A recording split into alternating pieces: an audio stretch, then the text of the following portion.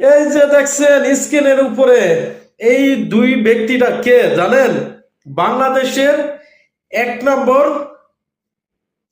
মির্জাপুর কেমনে বলি, আপনারাই বলেন, কমেন্টে বলেন। এই মানুষ দুটো, আপনি তাদের চরিত্র সম্পর্কে তো জানেন। এই মানুষ দুটো, এদের একটা দল ছিল, কিন্তু তারা লোভের জন্য দেখেন, মানুষ বেইমানি করতে সময় লাগে না।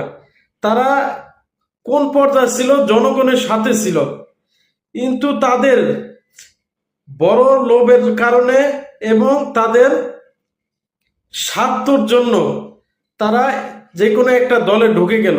ঢুকে যে তারা যে জনগণের সাথে এক সময় এক কথা বলছে, আর এখন তারা আর একটা দলের হয়ে আর এক কথা বলছে।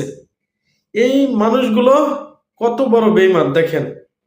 আমি খারাপ বলবো না, আপনারা কমেন্টে বলবেন, এবং তাদের চরিত্র সম্পর্ক তো জানেনই আপনারা, তাই না? দেখেন আপনারা এই মানুষ দুইটারে, তারা তেলবাজি করতে করতে কত দূর এগিয়ে গেছে। একজন হয়ে গেছে মন্ত্রী, আর একজন হয়ে গেছে প্রধানমন্ত্রীর প্রেস সচিব। দেখছেন, আমরা তেলবাজি করতে পারি না বলে, তাই বলে আমরা পারতেছি না। তেলবাজি করলে কত দূর আগান যায়।